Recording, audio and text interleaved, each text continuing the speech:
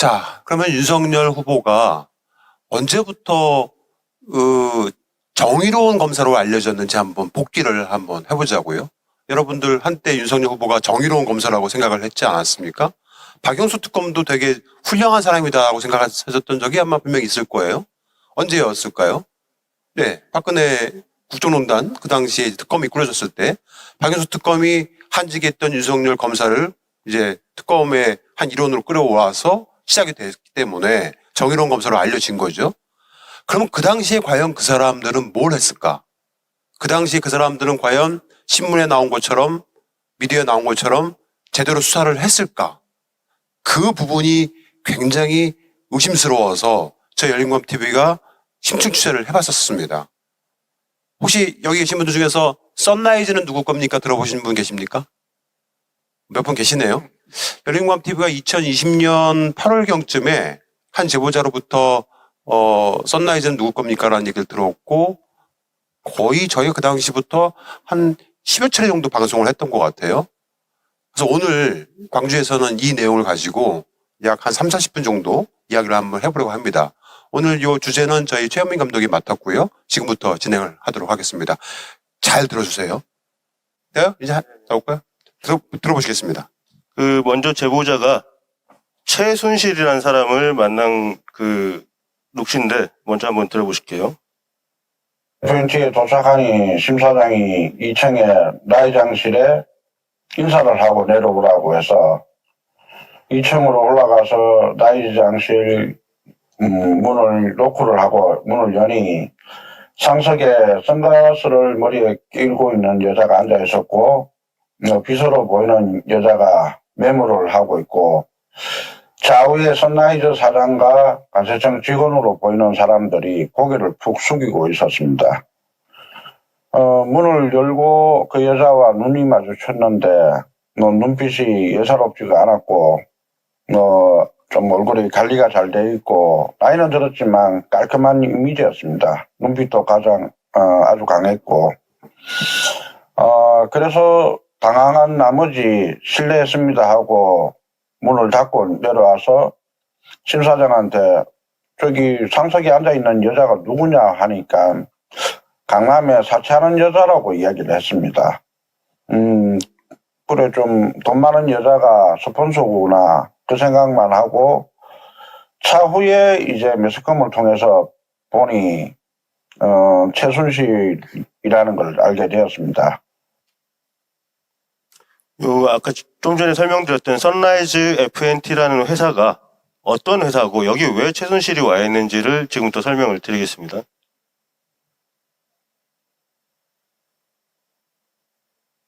정확한 이름은 선라이즈 FNT라는 회사고요. 이 선라이즈라는 이름이 좀 독특하죠. 선라이즈가 저겁니다. 우길기 이렇게 태양 올라오는 모습 있죠. 그거를 선라이즈라고 하는데 보통 이 사명을 쓰는 회사는 전부 다 일본 회사예요. 우리나라에 이런 회사가 없습니다. 최순실하고 박근혜죠. 제가 최순실을 항상 앞에 세우는 거는 최순실이 대통령이었다고 생각을 하기 때문에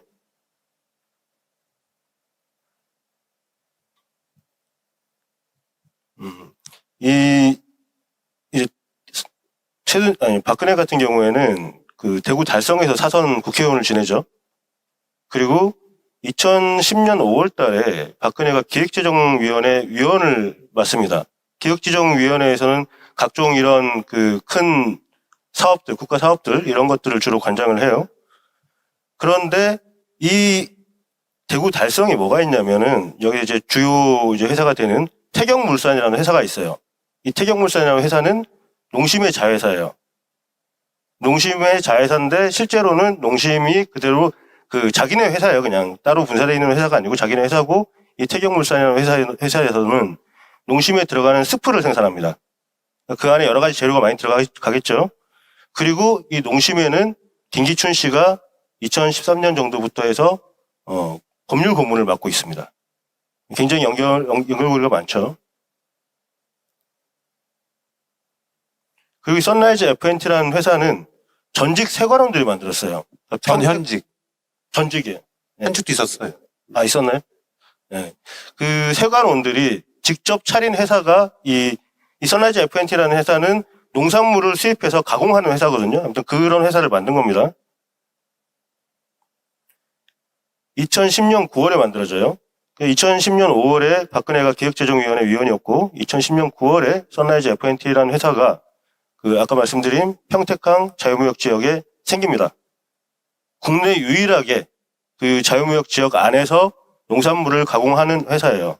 그거 잠깐 설명해 드릴게요. 네. 그 자유무역 지역 안에서는 어떠한 회사도 만들어지면 안 돼요. 특히 농산물 가공 회사 같은 경우에는 거기다가 그걸 만들어 버리면은 그 회사만이 거기서 독점을 할 수가 있잖아요. 그럼 다른 회사는 경쟁이 안 되죠. 왜냐면 다른 회사는 바깥에서 그거를 가공을 해야 되기 때문에. 그래서 거기서 만들어지면 안 되는데 이 회사만 허가를 해주고 다른 회사가 왜 우리들은 허가를 안 해주냐, 우리들 하겠다 하니까 못하게 막아버립니다. 남경필 지사가. 농산물을 가공한다는 게 중국산 농산물을 그대로 수입을 하게 되면 거기에 관세를 뭐 작게는 몇백 %에서 많으면 1000% 이상 관세를 때리거든요.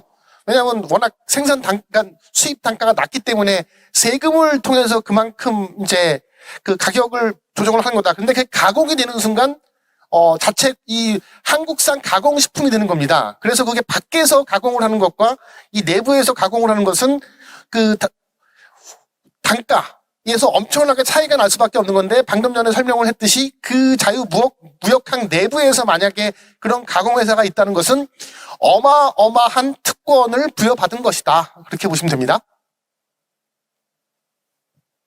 이 회사가 이제 자유무역 지역 안에 그 입주를 해요.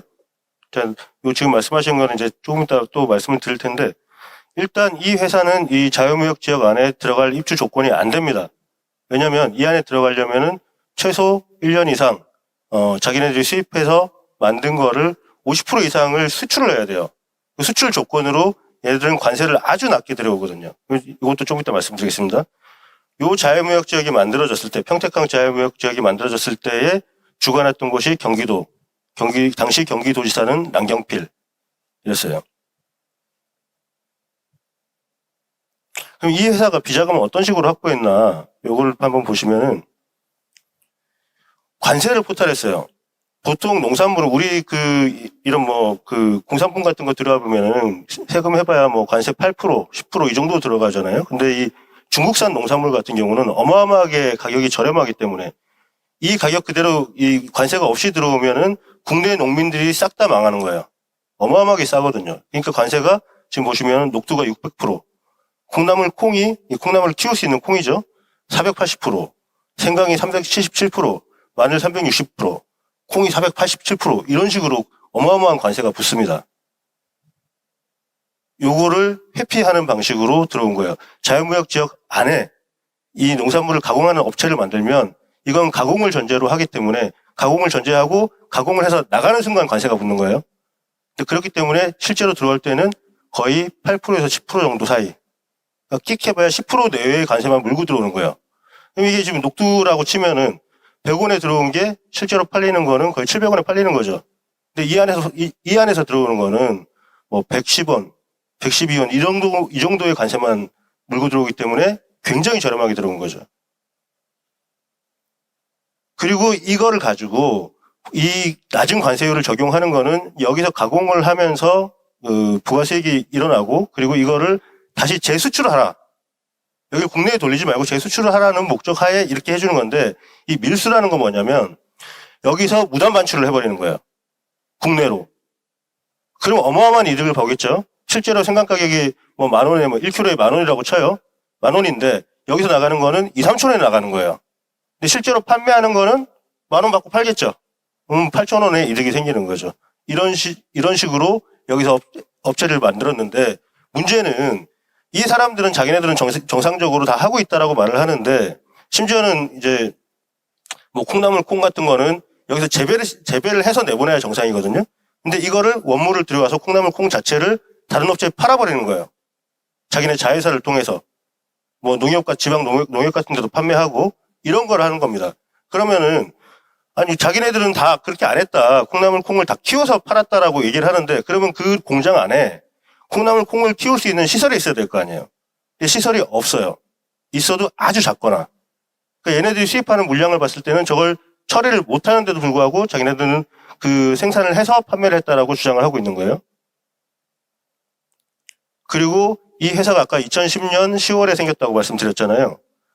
2012년에 법을 개정합니다. 이 업체만 지금 그 저희한테 제보를 주신 그 공익제보자 이성열 대표 같은 경우도 이 바깥에서 농산물 이제 수입하는 보세 창고를 운영했기 때문에 아니 말도 안 되는 거죠. 우리는 600% 들고 사오는데 저긴 10% 이렇게 가지고 오면은 가격 경쟁력이 안 되는 거잖아요. 이거에 대해서 계속 이제 주변 업자들이 항의를 하니까 아예 법을 개정해 버려요.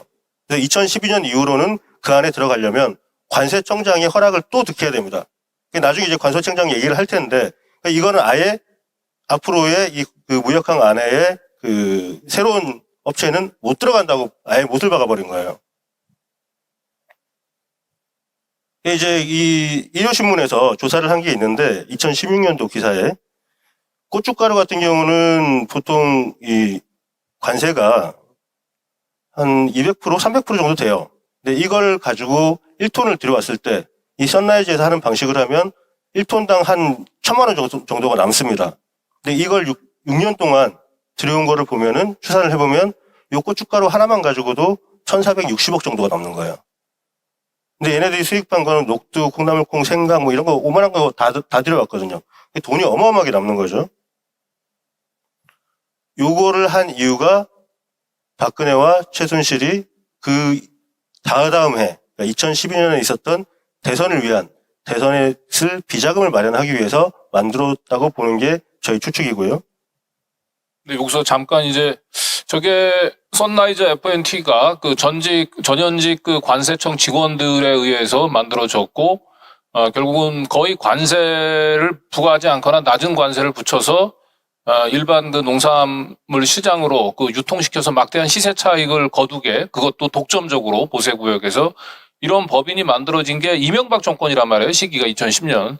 그런데 이명박 정권 하에서 뭐 박근혜 최순실이 뭐 절대 권력도 아닌데 어떻게 이렇게 이 독점적인 그 이익이 보장되는 이런 회사들이 이 보세구역 안에 만들어질 수 있었을까 좀 의문이 들긴 할 텐데 저희가 여러 군데서 취재를 해보면은 이미 2010년 그러니까 2008년도 대통령 한나라당 대통령 경선에서 박근혜가 아깝게 떨어지긴 했지만 이명박 다음에 대통령은 박근혜라고 하는 부분들을 그 당시에는 그 누구도 공무원사에서 이걸 의심하는 사람들이 없었어요.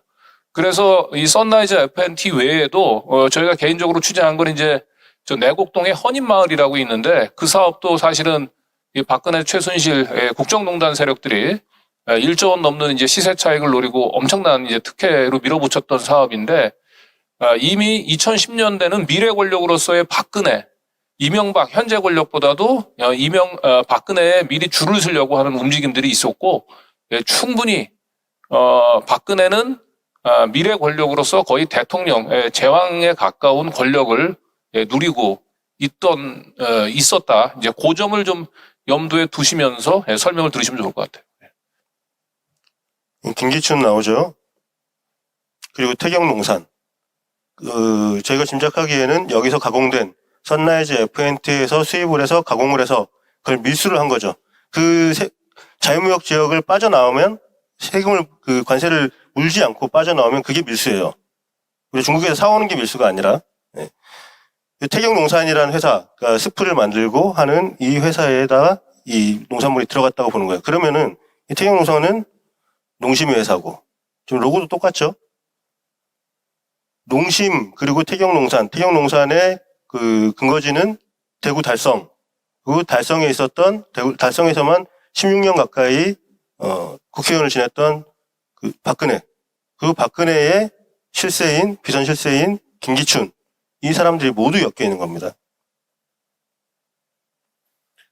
그때 당시에 이런 일이 어떻게 가능했냐. 그 당시에 관세청장이 천홍욱이라는 사람이에요. 천홍욱이라는 사람인데, 이 지금 위에 대사 보이시죠? 이게 옛날 기사입니다. 민간인이 관세청장 되기 쉽지 않아. 청장님 열심히 하세요. 실망시켜드리지 않게 최선을 다하겠습니다. 그러니까 이건 최순실이 꽂은 사람인 거예요. 당시 관세청장을. 그럼 이 관세청장이 뭘 했냐? 얘네들이 이제 세금 포탈하고 관세도 안 내고 이런 식으로 갔는데 이거에 대한 어떻게 보면은 가장 중요한 역할을 해줘요. 뭘 하냐? 이 관세를 낼 때 우리가 일반적으로 내가 수입을 해보면은, 수입해보신 분들 계실 수 있지만, 수입을 해보면은 그게 세관에 도착하고 관세를 얼마 내라고 영수증이 날라옵니다. 그럼 그거에 대해서 내가 돈을 지불하면은, 세금을 다 지불하면 물건이 나한테 오는 거예요. 근데 농산물 같은 경우는 우리가 보통 뭐 8%, 10% 이 정도 되는 관세보다도 훨씬 높단 말이죠. 아까 봤듯이 뭐 300%는 예사고 600%, 800%, 1000%까지 가기 때문에 내가 수입을 해놓고 돈 없다고 배째면 그 농산물 어떻게 해요? 그러니까 1년 단위로 미리 관세를 냅니다. 그게 이제 현금 담보라고 해요. 관세청에다가 내가 1억이면 1억, 10억이면 10억, 내가 이만큼을 수입을 할 테니 요만큼을 내가 미리 관세로 담보를 잡아놓고 그거 수입을 한 다음에 내가 만약에 그거보다 적게 했으면은 세금 돌려다오. 아니면은 만약에 넘으면은 이게 추징금까지 물어야 돼요.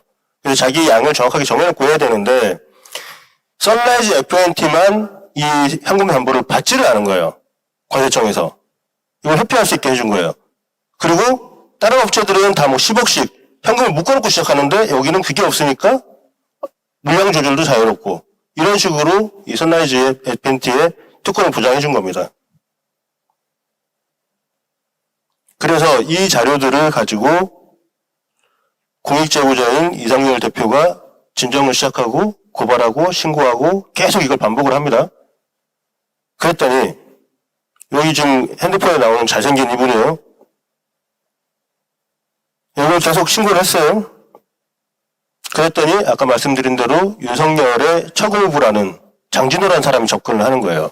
이 사람이 접근을 해서 그래 네가 자료한 조사를 내가 우리 조카 사이인 윤석열 검사한테 보내주겠다. 그런데 윤석열한테 바로 보낼 수는 없으니 중간을 거쳐서 그러니까 최은순한테 가게 해라. 장모한테 가게 하면 우리가 이걸 해결해 주겠다라고 접근을 한 거예요. 이게 이제 비리 제보가 2013년부터 2016년까지 계속됩니다. 국정농단 수사까지. 그래서 이때 이 상황 최은순한테 내가 어떤 자료를 어떻게 줬는가 하는 거를 지금 녹취를 하나 들어보실게요. 장진호라는 사람이 저희 거래처였는데 평소에 자기 처조카 사이가 검사라고 이야기를 합니다. 검사인데 뭐 잘 나가는 검사다. 윤석열이라는 검사라는 이야기를 합니다. 그래서 선라이즈 FNT가 계속 중국산 고관세 농산물을 밀수 관세 포탈 세금 탈루하고 식품위생법 위반, 식물방역법 위반하는데 이게 주식회사 천하나 천하무역 선라이즈의 이런 불법을 어떻게 해결을 해야 되지 않냐 이야기를 하니 선라이즈 FNT와 천하무역 천하의 그 비리를 정리해서 그러니까 윤석열의 장모인 최은순에게 팩스를 넣고 전화 통화를 하라고 합니다. 그래서 제가 여직원들한테 팩스를 넣으라 하고 제가 이제 핸드폰 번호를 받아서 전화 통화를 하려고 하니 먼저 김건희 막내 고모인 김혜섭과 통화를 먼저 하라고 합니다. 통화를 하니 반드시 호칭 회장님이라 하라고 말을 되게 깍듯하게 해야 된다. 이렇게 교육을 받습니다. 그러고 나서 전화를 해서 회장님 제가 팩스를 외웠습니다 하고 여직원들 앞에서 예, 통화를 했습니다. 선라이즈 FNT에 대해서 두세 번 이렇게 팩스를 넣고 전화 통화를 하고 마지막으로 윤석열이 박영수 특검에 있을 때 그 장진호한테 선라이즈 FNT는 왜 계속 저렇게 밀수 관세 포탈을 하냐고 막 강의를 하고 하니 다시 팩스를 내라 해서 지금 제가 2020 고압 이국권의 공동 피고인 정태명에게 최은순의 핸드폰 번호와 팩스 번호를 알려주면서 선라이즈 FNT에 대해서 우리가 진정서 제출했는 것을 팩스를 넣고 통화를 하라고 했습니다. 그 증거를 최근에 제 재판에서 공동피고인 정태명이 문자 메시지 내역을 증거로 제출을 하여 이 부분이 이제 법원에 이제 증거로 이제 확보가 되었습니다. 네, 뒤에가 살짝 잘렸는데 이 내용이 가장 핵심 내용이에요. 최은순한테 이 제보자가 정보를 제공했었다는 거. 근데 여태까지는 그 증거를 찾지를 못했어요. 피해자의 주장만 있었기 때문에 저희가 지금 이번에 윤석열 엑스파일에서도 최종적으로 빠졌는데 이번에 재판 과정에서 불과 얼마 전에, 며칠 전에 그 증거가 나왔습니다. 이 정태명이라는 사람은 우리 제보자의 밑에서 일하던 사장 중에 한 명이에요. 이 사람이 자기 폰에 있던 제보를 내버린 거예요. 그럼 이 사람이 여태까지 왜 이걸 들고 있었냐? 이 정태명이라는 사람은 저쪽 선라이즈 쪽에 붙어가지고 이 우리 제보자를 배신한 사람이에요. 저희 제보자는 이걸 몇 년 동안 계속 이 제보를 이거 바로 대라, 저 잘못한 거 바로 잡아라라고 제보를 했는데 무슨 일이 일어났냐? 오히려 이 제보자의 저희 아버님 그리고 동생이 징역을 삽니다. 이 제보자는 몇 년 동안 계속 전국을 도망다녀요. 그러다 이제 저희를 만나게 됐고 그때부터 지금 열린민주당에 계시는 황희석 변호사님하고 같이 이제 재판을 시작을 해서 이번 주 금요일 날 이제 최종 선고가 나옵니다. 거의 이길 것으로 보고 있고 그러니까 이제 이 사람들도 이 정태명이라는 사람도 자기가 위험한 상황이 되니까 자기가 갖고 있던 증거를 내버린 거예요. 최은순한테 그렇게 시켰던 게 맞다라고. 그러니까 저희 제보자의 주장이 다 확인이 된 거죠. 조금 이따 나와서 한번 인사 제가 같이 하도록 하겠습니다. 자, 감독님. 네. 제가 여기 있는 그 시민들을 대신해서 질문을 좀 드리겠습니다. 네네. 왜냐면 잘 이해를 못 하실 수도 있으니까. 네. 자, 첫 번째 1번. 이 선라이즈 FNT라는 회사는 지금 최순실이 실소유주라고 의심을 받는 회사였잖아요. 그렇죠. 근데 갑자기 지금 최은순이 등장한 것을 어떤 맥락으로 저희가 이해를 해야 됩니까? 지금 저희 제보자가, 공익신고자가 계속 이걸 신고를 넣고 진정을 넣었어요. 네. 그러다 이제 그 주변에 같이 일하던 이 장진호라는 사람은 네. 그쪽 바닥에서 일을 하던 사람이에요. 일을 하던 사람인데 마침 자기 이제 처조카 사이가 네. 검사니까 우리 검사한테 맡겨보겠다라고 접근을 해온 거죠. 네. 네. 자, 그러면 이렇게 이해를 해도 되겠습니까? 자, 원래는 최순실이 어떤 비자금을 저수지용으로 만들었던 이 회사를 윤석열 검사 혹은 최은순이 그것을 슈킹하기 위한 어떤 그런 과정으로 의심을 할 수가 있는 겁니까? 그렇죠. 그건 일본 말이니까 네. 우리나라 말로 뺏은 거죠. 아, 뺏었다. 우리 말로. 아, 죄송합니다. 제가 일본 말을 써서. 네. 네. 그러니까 그거를 카드를 하나 준 거죠. 네. 얘네들이 지금 최순실 쪽에서 무슨 일을 하고 있다 하는 카드를 하나 주어버린 거고 그 자료를 바탕으로 압박을 들어갔거나 수사를 들어갔거나 이런 식으로 아마 접근을 했을 거라고 봅니다. 하지만 지금 현재 선라이즈 FNT가 처음에는 최순실 거였는데 지금은 뭐 윤석열 당시 수사팀장에 의해서 해당 실체에 대해서 이제 어느 정도 정보가 수사 정보도 있고 또 제보자 공익 제보자를 통해서 그 내용도 들어갔다고 하면은 그것을 흔히 말하는 최순실 쪽 박근혜 최순실을 기소하는 용도 혹은 환수 재산 용도로 그냥 가져올 수도 있는데 그걸 다시 안 뒤에서 했어요. 네, 안 하지 했어요. 않았다. 네, 하지 그거 이제 않았다. 곧 말씀드리겠습니다. 아, 그럼- 네, 안 했어요 그거를. 요거 지금 증거가 나온 거를 지금 보여드리겠습니다. 이건 처음 저희가 공개하는 건데, 요게 이제 그 당시에 주고받았던 2017년도의 문자 내역입니다. 지금 이거는 그 사람이 받은 거, 아까 정모 씨가 받은 내역이에요. 그래서 수신이 지금 수신이라고 나오는 게 저희 공익 제보자가 보낸 거고, 그리고 받은 사람입니다. 이쪽으로 선라이즈 세관 식물 다 보내라. 이건 이제 그 세관 자료나 이런 걸 다 보내라고 하니까 이 정모 씨 받은 사람이 여기로 보내라는 말씀이십니까? 그러니까 팩스 번호가 이거다라고 이제 또 알려줍니다. 그 다음에 그러니까 어제 보냈습니다라고 보고를 하는 거예요. 우리 제보자한테 어제 보냈습니다. 그 팩스 보냈냐니까 어제 보냈습니다라고 합니다. 그 다음에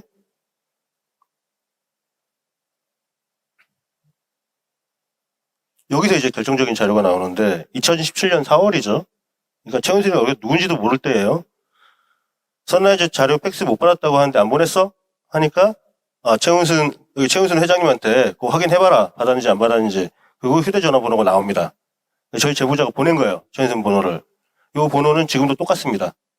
제가 갖고 있는 번호랑 똑같아요. 그러니까 이제 요것만 가지고도 이게 최은순한테 갔던 자료구나. 팩스 번호도 그대로 나와요. 지금 저희가 가렸지만 이 자료가 나왔기 때문에 저희 제보자의 주장이 그동안에 그 모든 주장들이 아구가 딱 맞아 떨어지는 겁니다.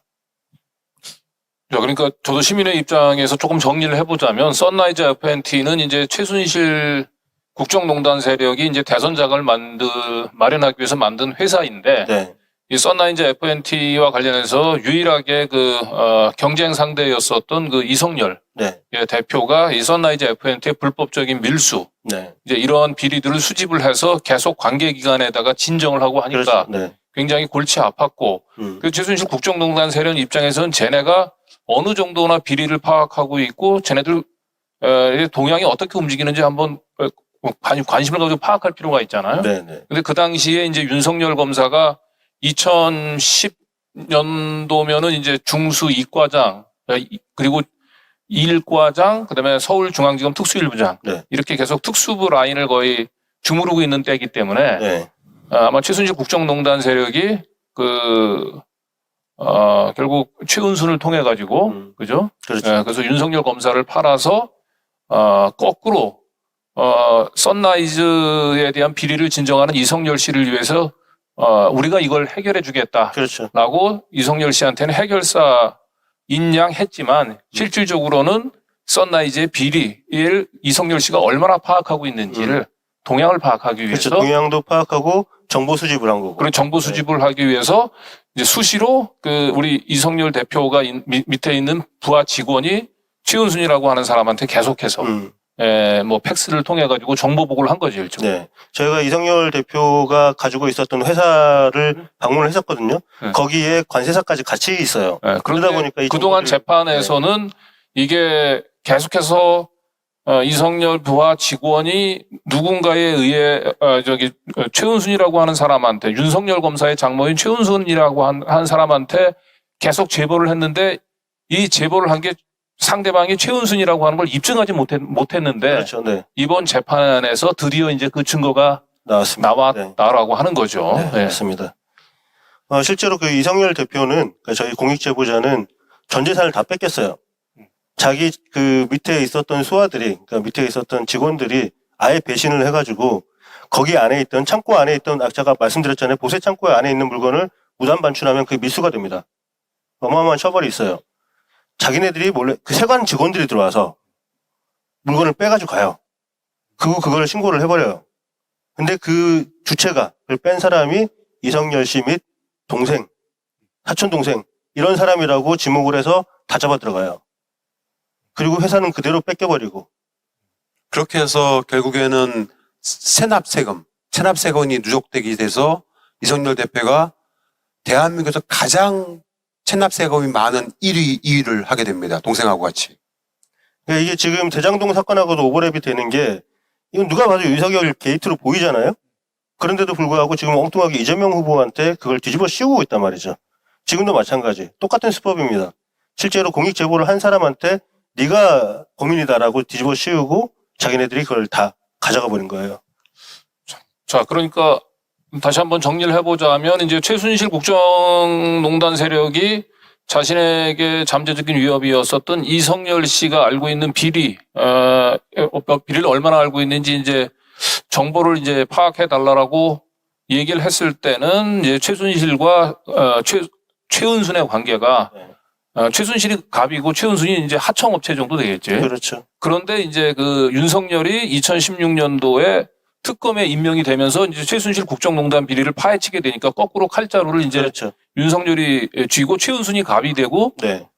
최순실이 이제 을이 됐겠죠. 네. 그래서 그들 사이에 딜이 형성됐을 수 있고 네. 제가 생각할 때 그 딜은 그럼 그동안에 최순실이 선라이즈 FNT를 통해서 한 해만 해도 한 1,000억 이상 되는 액수를 챙겼을 것 같은데 그동안 해 먹은 거에 대해서는 윤석열은 더 이상 수사를 안 하고 묻어가고 대신 이 선라이즈 FNT는 이제는 내 거다. 네. 이제 이런 식의 이제 딜이 그렇죠. 형성됐을 입말 수 뽑기도 있다. 하고 지금 정확하게 보신 것 같아요. 네. 자, 그런데 이제 지금부터 더 충격적인 사실을 하나 또 알려드리겠습니다. 그런데 지금 요거 정보 보고를 받았다는 것만 가지고 최은순이 과연 가져갔다고 말할 수 있느냐? 라는 의문이 조금 들잖아요. 아, 이건 좀 부족하지 않나? 제가 또 다른 걸 하나 보여드릴게요. 이거는 이제 평택항에 있는 자동차를 수입하는 항만이에요. 2009년에 김건희는 도이치모터스의 장외 주식을 8억 원어치를 사들입니다. 그리고 무슨 일이 생겼냐면 2016년에 선라이즈 FNT라는 회사에, 그 회사는 실제로 가보면 규모가 작아요. 땅은 넓은 반면에 대부분이 보면 주차장으로 되어 있어요. 빈 땅이 많은데 이거를 불법으로, 그 안에서 불화받은 땅은 절대로 재임대가 안 되거든요. 그럼 명백한 범죄인데 불법으로 재임대를 해줍니다. 어떤 회사의 주차장으로 쓰라고. 그 회사가 도이치모터스예요. 그러니까 이건 빼도 박도 못하겠죠. 네. 그러니까 2016년도쯤에는 이미 최은순의 회사로 넘어왔다고 보는 게 타당한 거죠. 그렇기 때문에 이걸 불법으로라도 그 항만을 주차장을, 하역장을 만든 겁니다. 네, 말씀하세요. 네. 네. 그래서 이게 굉장히 충격적이었어요. 그래서 저희는 야, 이게 맞는 건가 해서 실제로 저희가 현장을 갔습니다. 현장을 가가지고 다 취재를 했는데 실제 저런 일이 있었다는 사실들도 증언을 다 확보해 놨고요. 또 그 당시에 근무했던 근무자들의 증언도 저희가 다 확보를 해놨었습니다. 근데 이제 결정적인 증거가 최은순과 팩스를 보내고 통화를 했다라는 제보자의 증언만 있었을 뿐이지 결정적인 증거가 없었어요. 그래서 저희가 윤석열 엑스파일에 썬라이즈는 누구 겁니까라는 그 페이지를 만들어서 약 6페이지 분량으로 저희가 합축해서 넣었다가 그 결정적인 증거가 없어서 결국 최종 본에는 나오지 않았거든요. 뺐거든요. 그런데 지난주에 이게 나온 거예요. 그리고 또 한 가지가 가수에 넣어야겠다. 네, 또 한 가지가 나왔는데 그거 넘어가기 전에 제가 네. 한 가지 좀 이제 이게 의미 있는 재미있는 사실을 하나 얘기하자면은 윤석열이 이제 서울중앙지검장 된 게 2017년 7월 달인데 2017년 7월 달에 굉장히 재밌는 일이 일어나요. 그 관세청장에 검사 출신 변호사가 39년 만에 임명이 됩니다. 관세청장에 검사 출신이 임명이 되고 이 관세청장에 임명됐던 분이 관세청장을 끝마치고 이제 옷을 벗고 나와서 이제 변호사를 또 하는데 이 변호사 할 때 그 유명한 저기 우리 허경혜 작가는 잘 알겠네. 그 정명훈 씨 와이프의 이 갑질 비리를 수사를 할 때 이 변론을 맡았어요. 예. 그리고 이 사건도 굉장히 석연찮게 덮였는데 이제 그 당시 변호사가 그러니까 윤석열 서울중앙지검장을 상대로 변호를 했었던 그 변호사가 이제 관세청장 39년 만에 검사 출신으로 변호사로 관세청장이 됐던 그 양반이 이제 변호를 맡습니다. 그러니까 뭔진 모르지만 2017년에도 이성열 씨는 계속해서 검찰, 경찰을 상대로 해서 자신이 알고 있었던 비리들을, 선라이즈 FNT 비리를 계속 제보를 했고 결국 검찰이 이 수사의 칼날을 쥐고 있었는데 이건 뒤에서 설명을 하겠지만 검찰이 이 사건을 직접 수사를 안 하고 관세청으로 보내죠. 관세청에서 자체 조사하라고. 그리고 그 당시 관세청장은 검사 출신 변호사가 임명이 됐다. 그러니까 결국은 이명박 정권 2010년 때부터 형성됐던 최순실, 그다음에 최은순 이들의 카르텔은 박근혜 정권을 거쳐서 문재인 정부 출범 후에도 계속 이어졌을 가능성이 높다. 이제 이렇게 의심을 좀 해볼 수 있을 것 같습니다. 네. 지금 화면에 보이는 한 사람은 잘 아는 사람이고 그 옆에 있는 사람이 천홍욱 관세청장입니다. 당시. 이게 아까 이제 최순실이 잘해봐. 너 이게 되는 거 쉽지 않은데 내가 꽂아줬으니까 잘해봐. 잘해봐라는 건 정말 일 잘하라는 소리는 아니죠. 네, 이 사람인데 이 윤석열 검사가 어떻게 했냐면, 아이고, 잠깐만요, 넘어갔네요.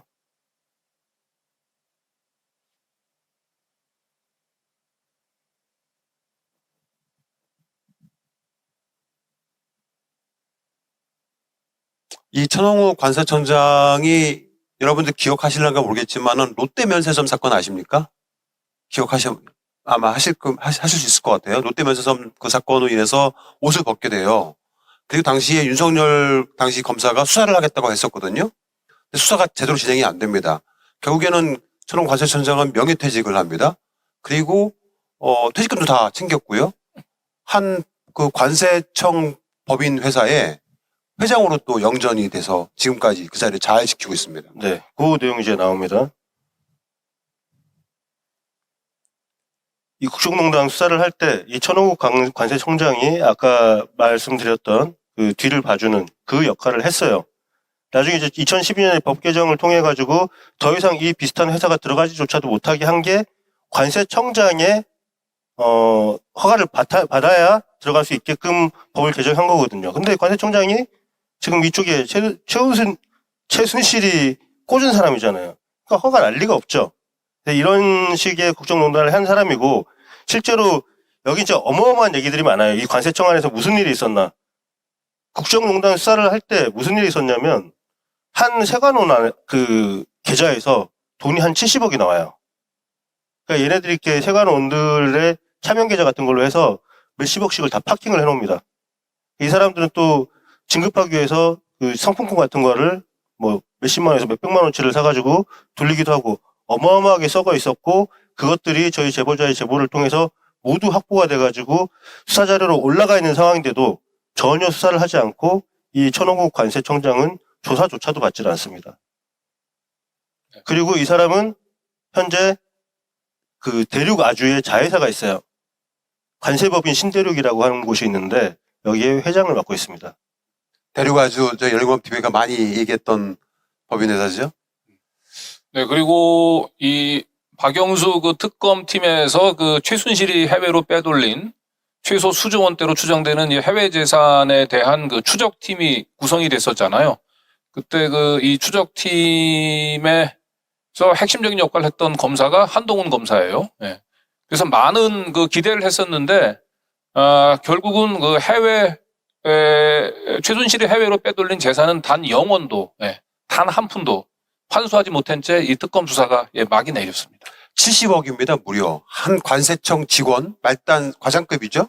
직원의 통장에서 70억이 들어있는 거를 발견을 했어요. 그래서 국정감사에서 그걸 또 따져 물었어요. 그 어떤 용이었지? 내가 이름 까먹었는데. 네, 지금 그러니까 한 직원 안에서만 그렇게 나왔고 최종적으로 여기서 그 비자금으로 밝혀진 거 이것저것 긁어가지고 밝혀진 게 수백억대가 됐었는데. 박영선 의원이 따져 물었구나 그때. 네, 박영선 의원이 따져 물었는데 네. 그 70억이나 자기 통장에 들어있는 거를 갖다가 수사를 해야 될 사람이 윤석열 당시 검사였는데 수사 안 합니다. 결국에는 그 관세청 그 직원도 자연스럽게 옷 벗고 나와서 다 퇴직금 다 챙기고.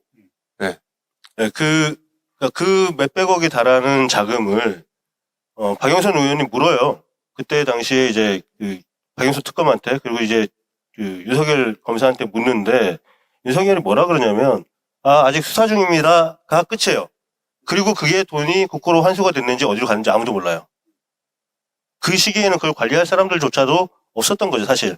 박영수 특검이 거의 그 메인을 다 잡고 있었다고 봐야 되는 거예요. 사실은 검사들이 어떤 사안에 대해서 수사 중인 사안이라 답변할 수 없습니다라는 것은 일종의 마법의 변명이거든요. 어떠한 상황에서도 뭐 국정감사건 무슨 뭐 어떤 상황에서도 그냥 수사 중인 사안이라 확실한 증거가 나왔지만 수사 중인 사안이라 답변할 수 없습니다. 그 관행이 좀 바뀌어야 된다라고 생각이 듭니다.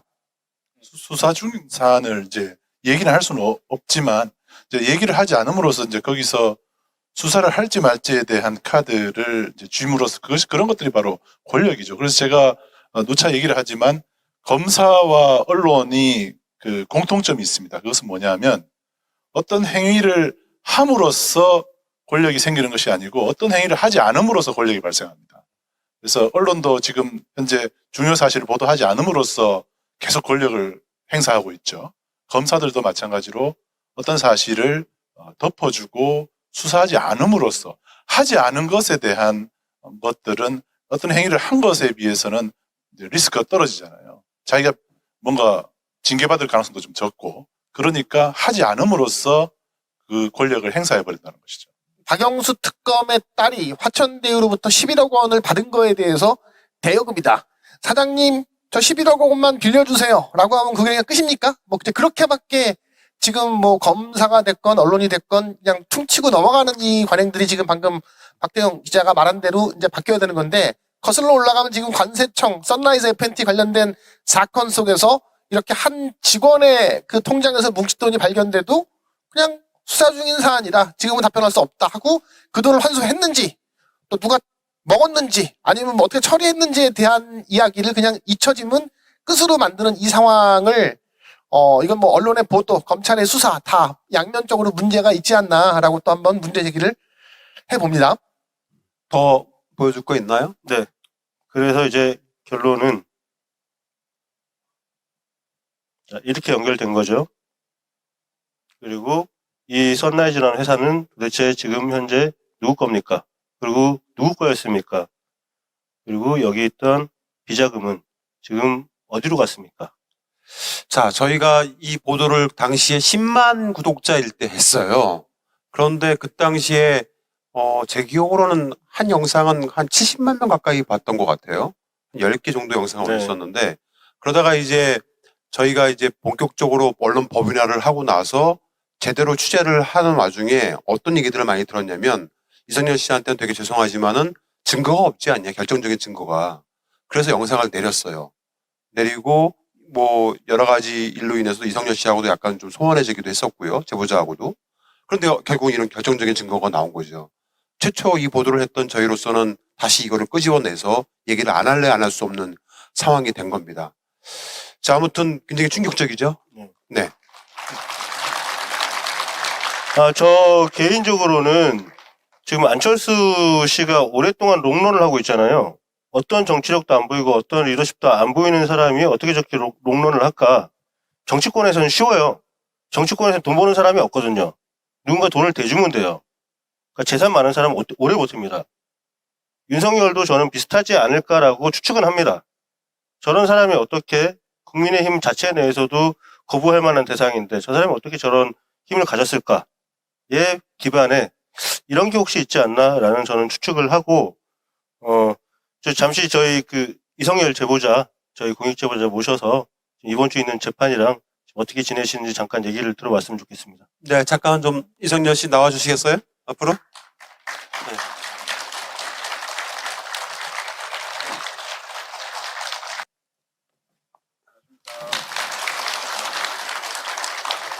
제가 알기로는 저희 이성열 씨가 이제 피해를 당하고 나서 피신을 한 곳이 제주도였었어요.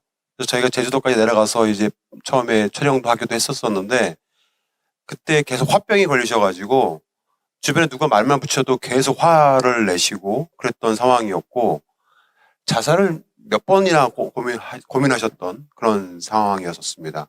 어찌됐든 그 당시에 설득해서 저희가 또 촬영도 하고 밥도 사드리고 결국 그렇게 해서 이제 굉장히 많은 사람들을 의심했어요. 저희도 의심했거든요. 그런데 설득 잘해서 방송도 하고 했었었는데 지금 어떻게 지내십니까? 예, 지금은 잘 지내고 있습니다. 화병도 많이 가라앉았고요. 감사합니다. 그 당시 제가 알기로는 그 황해 그 무역지구주의회에서 제일 잘 나가던 사업가 중에 한 분이었는데 연매출이 어느 정도 되셨죠? 연매출은 몇백억이 됐습니다. 몇백억? 예. 다 이루어진 거죠? 짧게 좀 설명을 네. 드리겠습니다. 제가 평택항에서 2008년부터 보세창고 사장 겸 화물 유치하는 일을 했습니다. 당시 중국에서 부산, 인천항으로 화물들이 왔는데 제가 평택항으로 유치하는 일을 했습니다.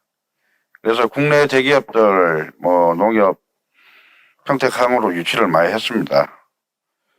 네, 2010년 9월 돼서 이제 선라이즈 FNT라는 회사가 만들어졌어요. 그 당시에 사장님들이 이제 전부 다 저한테 찾아와서, 전현직 세관원들이 회사를 만들었는데, 문제가 많다.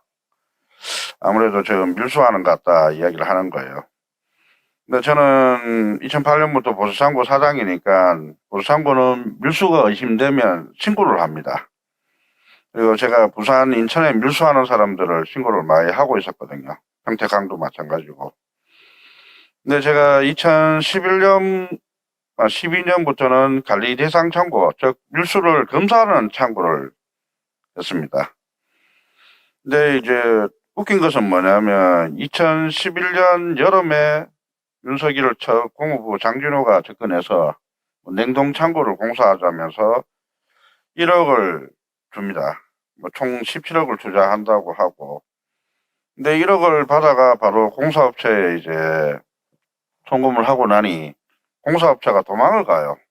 어디서 많이 듣지 않았습니까? 항상 동업자한테 제안을 해요. 이거 돈을 좀 줘요. 이거 잘 되게 만들어 놓고 나중에 다 뺏어버리죠. 그래서 2달 정도 공사업자가 안 와가지고 제가 왜 공사를 안 하냐 막 그러니까 공사업자가 3천만 원, 4천만 원만 더 달라고 했는데 제가 힘들게 3천만 원 구해서 또 줬는데 또 공사를 안 하는 거예요. 그래서 뭐 죽기 살기로 막 왜 공사 안 하냐, 왜 이렇게 힘들게 만드냐, 직원들도 다 뽑아놨는데 그러니까 그때서 이제 장진호가 그 창고 임대 관리인 정의선하고 둘이서 찾아와서 공사를 해주지 말라 했는 거예요. 제가 돈을 못 구하면 쫓아내고 자기들이 창고를 차지할 것이다. 근데 이게 이제 저희 창고가 이제 보상권 안에 든 창고였어요. 그래서 제가 계약서를 쓸 때 처음부터 이제 시설 보상이나 영업 보상 이런 보상을 받는 거는 이제 저희 회사가 받는 걸로 계약을 했거든요. 근데 그거를 노렸는가 봐요. 그 증거가 이번에 또 나왔습니다.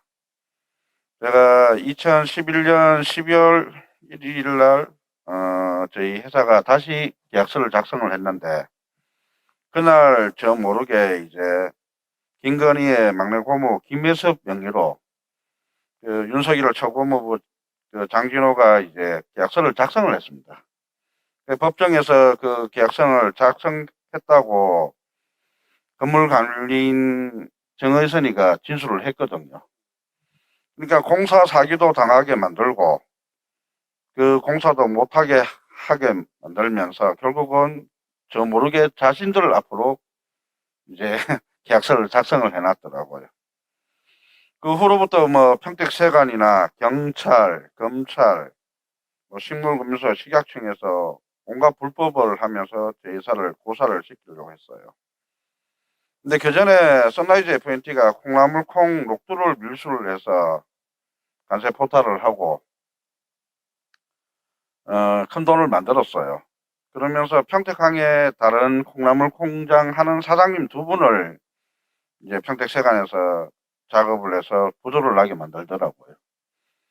그리고 이제 고춧가루를 밀수해가지고 전국에 이렇게 대기업하고 국산 돈값식계가 뿌려대니까 냉동고추 수입하시던 분들이 다 부도가 나요.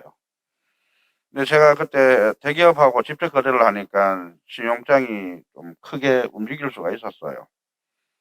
사장님들이 다 찾아와가지고 신용장을 좀 빌려달라 해서 저희 회사 신용장을 많이 빌려줬어요. 그게 이제 선라이즈 입장에서는 더 눈에 가시가 됐는 거예요. 제가 힘든 사장님들을 이제 신용장 빌려주고 돈을 빌려주니까 처음 선라이즈 FNT도 저한테 한 2년간 같이 사업하자고 했어요. 2011년, 12년도에는 선라이즈 FNT가 눈치를 보면서 밀수를 했습니다. 왜냐면 그때는 이제 이명박 정권이니까 제가 또 신고하는 창구고 신고하는 사람 위치니까 제 눈치를 많이 봤어요. 근데 2012년 말 박근혜가 이제 당선되고부터는 그 선라이즈 사장들이나 회장이 뭐 자신감 있게 이렇게 돌아다니더라고요. 특히 당시에 이제 평택지청장이 유일준인데 이 사람이 선라이즈 FNT 뭐 나평원 회장하고 골프를 치고 술을 먹으러 다닌다고 현직 세관원들이 저보고 신고를 하라는 거예요. 근데 평택 그 작은 데서 뭐 검찰지청장 정도면 아주 파워가 센 사람인데 제가 망설이고 있었거든요. 근데 저랑 제 동생한테 검찰에서 각각 30건에 가까운 사건들을 만들어요. 그리고 제 동생을 구속을 시켜요. 아버지가 또 동생이 구속되니까 신고를 하니 아버지까지 구속을 시켜요. 여기로 이제 또 신고를 합니다.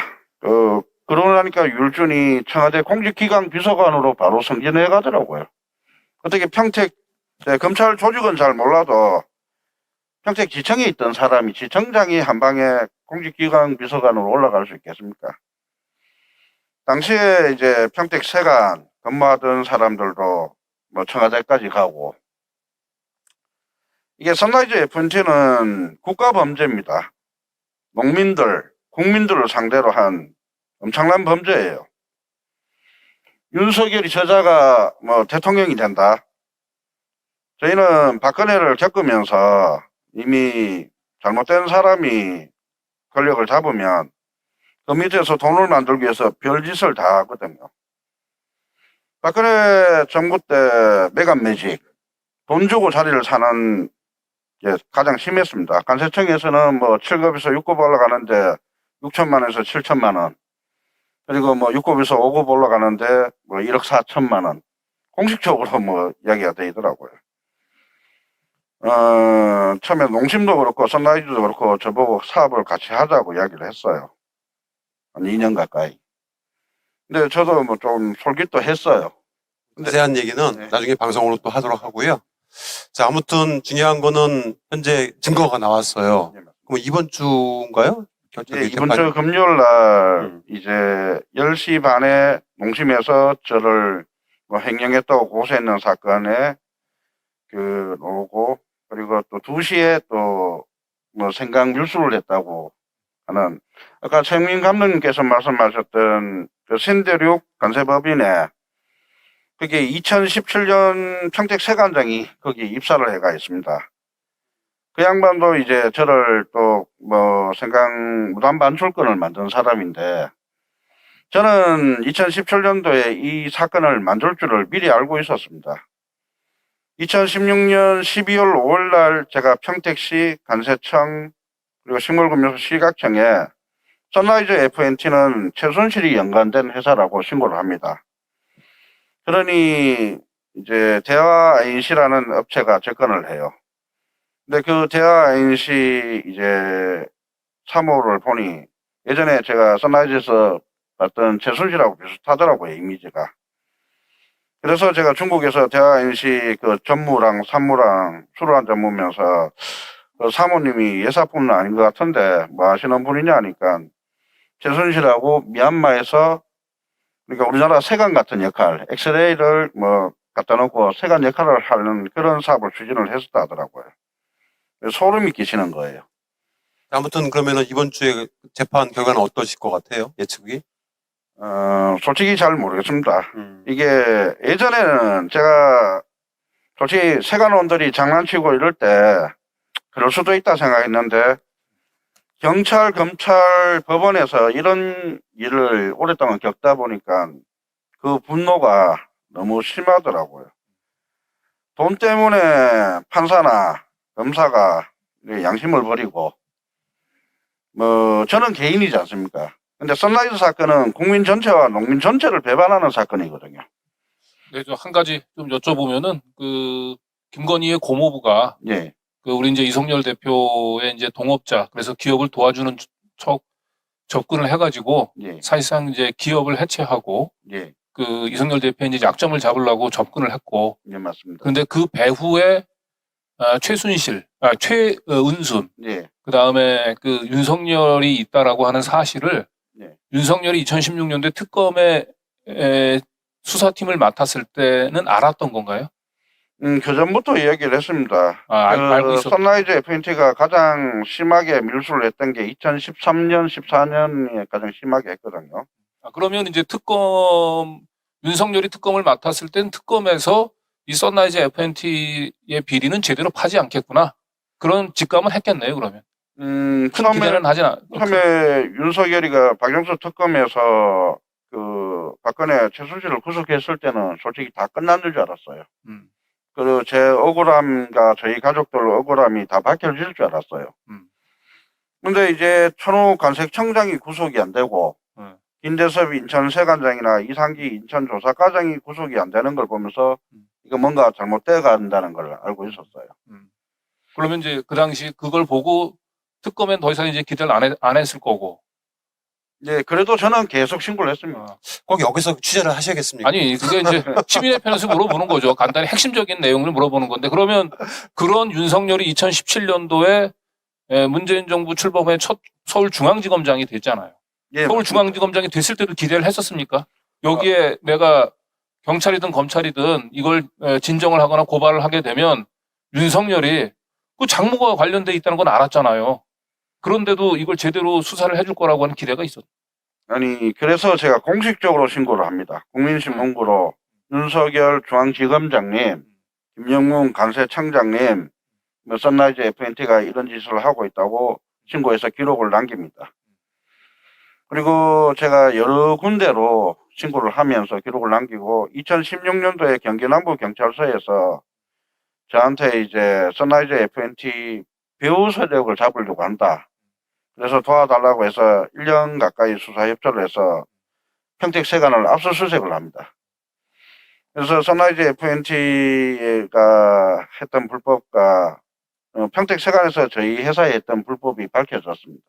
유일하게 여러 기관에 진정 고발을 했는데 유일하게 움직인 건 경기 남부경찰청이고 그마저도 덮였습니다. 경기 그마저도. 남부경찰청을 접힌 거는 결국 최종적인 이 수사 지휘권이 검찰에 있는 거니까 맞습니다.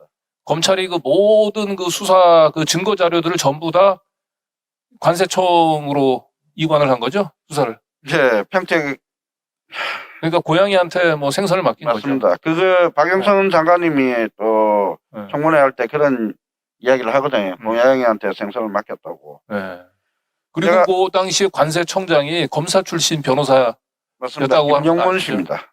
그리고 그분이 그 뒤에 그 관세청장을 그만두고 서울중앙지검의 사건을 맡았을 때도 굉장히 윤석열 그 당시 서울중앙지검장 있을 때 영향력을 행사했거든요. 그러니까 제가 볼 때는 뭐 그 윤석열의 깐부가 많은데 그 검사 출신 변호사로 관세청장이 됐던 김영문 그 양반도 윤석열의 깐부였던 것 같아요. 결과적으로 보면. 맞습니다. 선라이즈 FNT 범죄가 이만큼 장기간 이루어질 수 있었던 거는 검사들의 범죄입니다. 네. 김기춘, 우병우, 유일준 2013년부터 16년까지는 그 검사들과 그 검사들을 따르는 무리고 16년 박용수 특검부터는 이제 윤석열이 박찬호, 신봉수, 송사면 그를 따르는 또 검사들 무리고 그냥 검사들의 범죄라고 생각하시면 됩니다.